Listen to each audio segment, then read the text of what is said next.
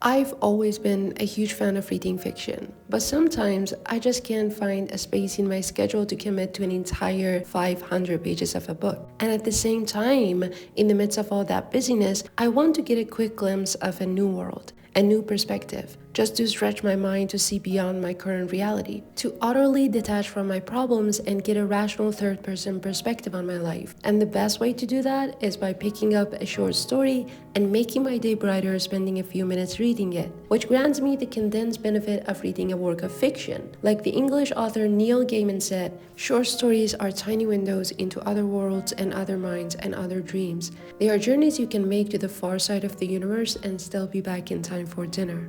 Short stories can also be a great fix for today's short attention span. It's a gateway to reading more complex literature and a way to get your head into the reading game and warm up to this intellectual habit with a smooth transition. It can also help you get a good taste for each writer's style so that you don't have to jump into a huge volume with a writer you haven't read anything from. It's a cost-effective and small commitment you can make before making the bigger commitment of reading the entire work of a certain writer. The writer Ursula K. Le Guin puts it perfectly. Short stories are deep breaths of literature. You inhale a whole life in minutes.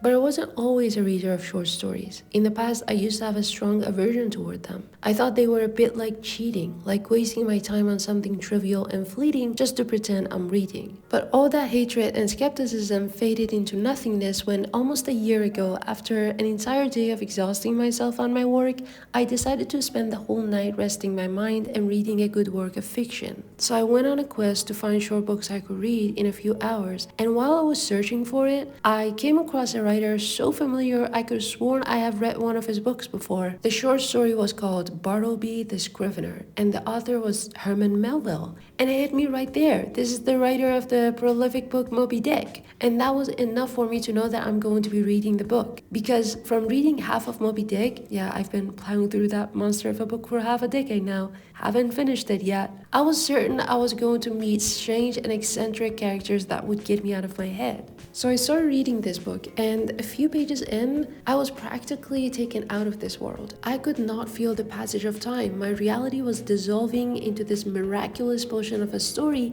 and by the time I got out of that trance, it was around 10 p.m. and I was at the page 28, and the whole story was 30 pages long, so I had only 2 pages to finish the story. But I could not bring myself to bid farewell to this reality I spent an hour living in. I did not want the story to end. So when I got to the very last word, which read humanity, I was firm on starting another book from this very author. It was around 10 p.m., but I didn't care. Sleep can take care of itself. I'm off to reading another book, because this short story put my mind on fire. And now that I know how good of a writer Melville is, I'm not afraid of starting a strange book of his without prior knowledge of its quality. So that was when I hopped on the journey of discovering more of his works and making observations about the way he thinks. And that's the beauty of a good short story. It gives you a window into the writer's mind and gives you the opportunity to familiarize yourself with his work. The next short story I have grown really fond of is this short story by H.G. Wells, and he is one of my favorite writers.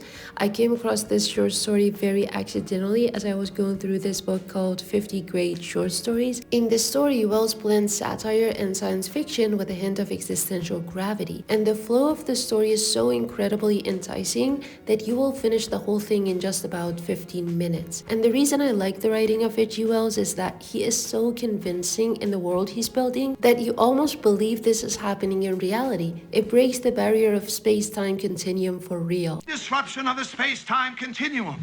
And I'm not exaggerating here when I say it's like being given the chance of observing the multiverse. But no amount of description is ever going to make you experience what I've experienced reading his works. So you definitely need to go and read his books for yourself. And the book The Time Machine is a great place to start. The third short story I have selected for this video is called The Mask of the Red Death by Edgar Allan Poe. And the first time I came across this story was when I was listening to a podcast on a train, and I saw this episode with the name Edgar Allan Poe in it, knowing how prolific of a writer he is, without hesitation, I started listening to it. And it was so different from everything I have ever listened to. It was such a distinct and flawless story that I listened to it twice, and then I got home and read the story myself. It took time for me to fully grasp the idea behind it, but after reading and listening to it on several occasions, I could clearly see that this allegorical Gothic masterpiece illustrates human denial of death and the futility of escaping from it. The story is set during an epidemic called Red Death, and it's about this prominent figure called Prince Prospero and his attempt at shielding himself by retreating to his abbey to be immune from this plague. The story's vivid imagery creates a dreadful, almost dreamlike atmosphere that will draw you in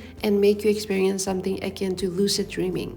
The next short story is a bit of a random one. It's very short, only 3 pages. I included this because it's a funny little piece of life that occurs at some random corner of a world to this random character that you'll meet in the story. It's literally a surreal glimpse of a very strange moment in an ordinary life of a man happened to be caught in the rain and hailing a taxi just because he couldn't walk home in the rain. You can literally go read this book right now and you'll finish it before I even finish this very sentence. It's super short. The name of this short story is The Foreigner, and it's by Francis Steegmuller.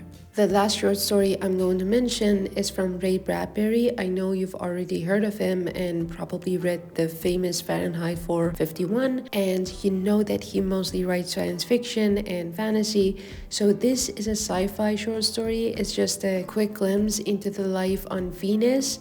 Takes only 15 minutes to read, but it'll stick with you for years. So those are some of my favorite short stories. I'll probably be talking about other short stories in the future, and also I'm planning on making more videos around books that I enjoy reading. But I do appreciate it if you let me know what you like to see more in my channel. And yeah, thank you so much for listening to me. I hope that I can talk to you next time.